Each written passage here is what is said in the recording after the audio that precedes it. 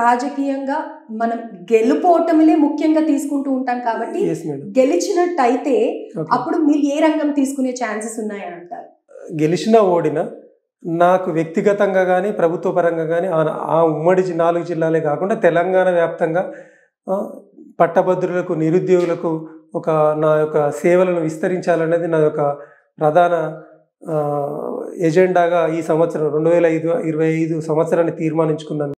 గెలిస్తే ఇంకా సమర్థవంతంగా పనిచేస్తా కానీ ఒకవేళ కాంగ్రెస్ నుంచి టికెట్ రాకున్నా, పోటీ చేయకున్నా, ఒకవేళ పోటీ చేసి ఓడిపోయినా శ్రద్ధ పెట్టి వాళ్ళ అభ్యున్నతి కొరకు కృషి చేస్తా తప్ప ఓడినంత మాత్రాన నేనేం అదేం లేదు. అంటే గెలుపు ఓటమితో నాకు సంబంధం లేదు.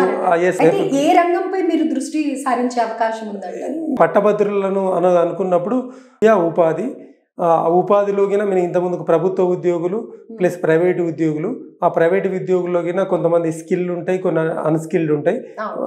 కాబట్టి ఆ విధంగా వర్గీకరణ చేసుకొని వాటి కొరకు తాత్కాలిక ప్రణాళికలు, దీర్ఘకాలిక ప్రణాళికలు ఏర్పాటు చేసుకొని చిన్న చిన్న సమస్యలు ఉంటే వెంటనే పరిష్కరించడానికి, దీర్ఘకాలిక సమస్యలు ఏమైనా ఉంటే ప్రభుత్వం తీసుకుపోవడానికి నేను ఒక ప్రణాళికలు రచించి వాటిని ప్రభుత్వం చొరవ చూపి వాటి పరిష్కరించే విధంగా తప్పకుండా కృషి చేస్తాను.